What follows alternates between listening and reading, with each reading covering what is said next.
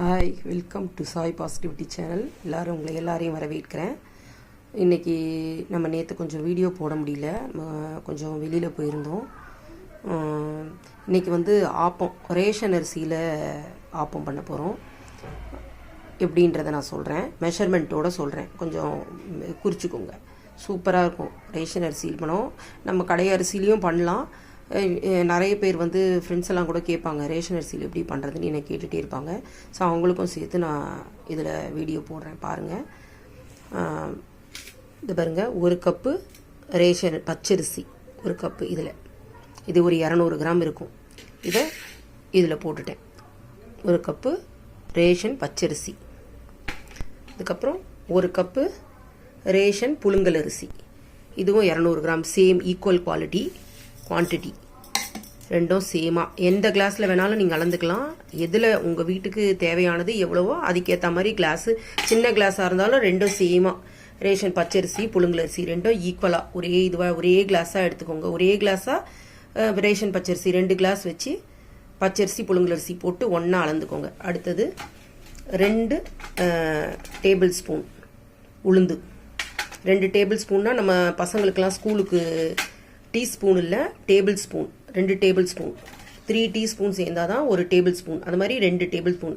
ஸ்கூலுக்கு பசங்களுக்கு சாப்பாடெல்லாம் கொஞ்சம் கட்டுறோம் இல்லைங்களா, கொஞ்சம் பெருசாக சாப்பாடு சாப்பிட்றதுக்கு அந்த மாதிரியான ஸ்பூன். ஒரு சிலருக்கு டீஸ்பூன் டேபிள் ஸ்பூன் கூட தெரியல, அதனால தான் சொல்கிறேன். டீஸ்பூன்னா நம்ம மஞ்சள் பட்டியிலலாம் சின்ன சின்னதாக வச்சுருப்போம், அதுதான் சின்னது. அந்த மஞ்சள் தூள் அதுக்கெல்லாம் வச்சுருப்போம், அது டீஸ்பூன். நம்ம டேபிள் ஸ்பூன்னா நம்ம டைனிங் டேபிளில் வச்சுருக்கிறது, அதுதான் டேபிள் ஸ்பூன். ஸோ 3 டீஸ்பூன் சேர்ந்தது தான் ஒரு டேபிள் ஸ்பூன். இதில் 2 டேபிள் ஸ்பூன் போட்டிருக்கேன். இதையும் நான் இதில் போட்டுறேன்.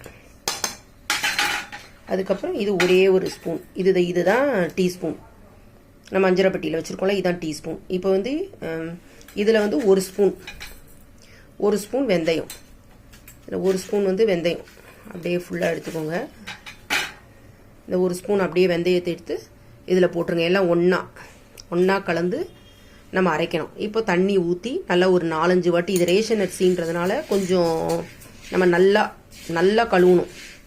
இப்போ இது 4 பேருக்கு ஒரு வேலைக்குன்றதுனால நான் ஒரு கப்பு தான் போட்டேன். இப்போ இன்னும் கொஞ்சம் அதிகமான பேர்னா இன்னும் கொஞ்சம் பெரிய டம்ளர் கூட எடுத்து அதே ஈக்குவல் குவான்டிட்டியில் நம்ம 2 டம்ளர் வச்சு பச்சரிசி புழுங்கல் அரிசி போடலாம். இப்போ இது போதும்ன்ட்டு 2 பச்சரிசி ஒன்று, புழுங்கல் அரிசி ஒன்று, 2 டேபிள் ஸ்பூனு உளுந்து போட்டிருக்கேன். ஒரு டீஸ்பூனு வெந்தயம் போட்டு நல்லா ஒரு 4-5 வாட்டி கழுவிட்டு இதை தண்ணி போட்டு ஊற வச்சிடணும்.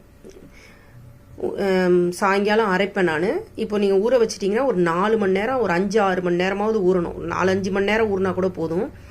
5 மணி நேரம் ஊறினதுக்கப்புறமா நான் உங்களுக்கு அரைச்சி காட்டுறேன் எப்படின்னு. இதை 4-5 வாட்டி நல்லா கழுவி தண்ணி போட்டு ஊற வச்சிருங்க.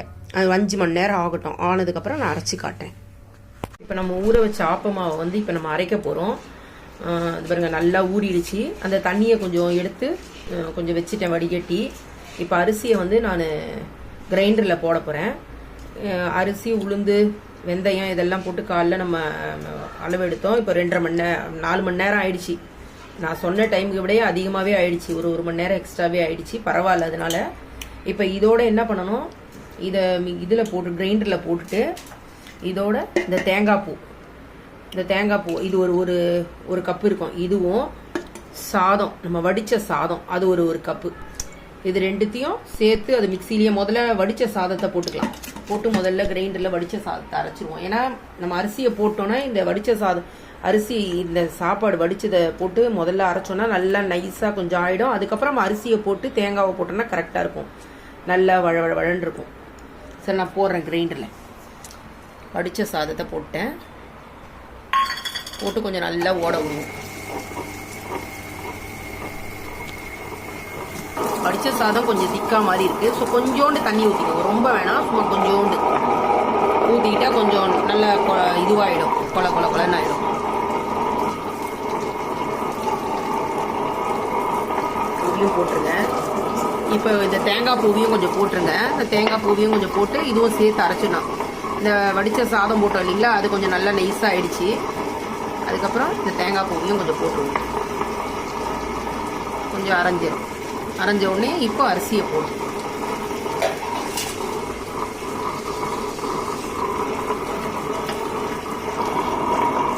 வச்ச இந்த ஆப்ப மாவு அரிசியை போட்டுருவோம்.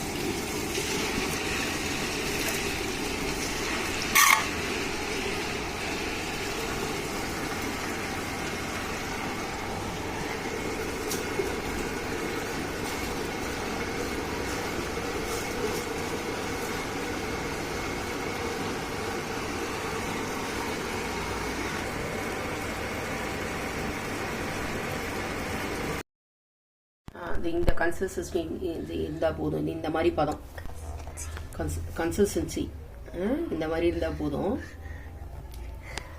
இது இருந்தால் போதும். இந்த அளவுக்கு இருந்தால் போதும். அப்புறம் நம்ம தேங்காய் பால் கொஞ்சம் ஊற்றணும்னா இன்னும் இதுவாகும். அது பாரு குழப்பாக இருக்கும். இதுக்கு மேலே வேண்டாம், போதும். நல்லா நெய்ஸாகிடுச்சு மாவு. இப்போ அப்படியே எடுத்து நான் இதில் ஊற்றி வச்சுறேன். நான் வந்து ஒன்று சொல்ல மறந்துட்டேன், உப்பு போடலை.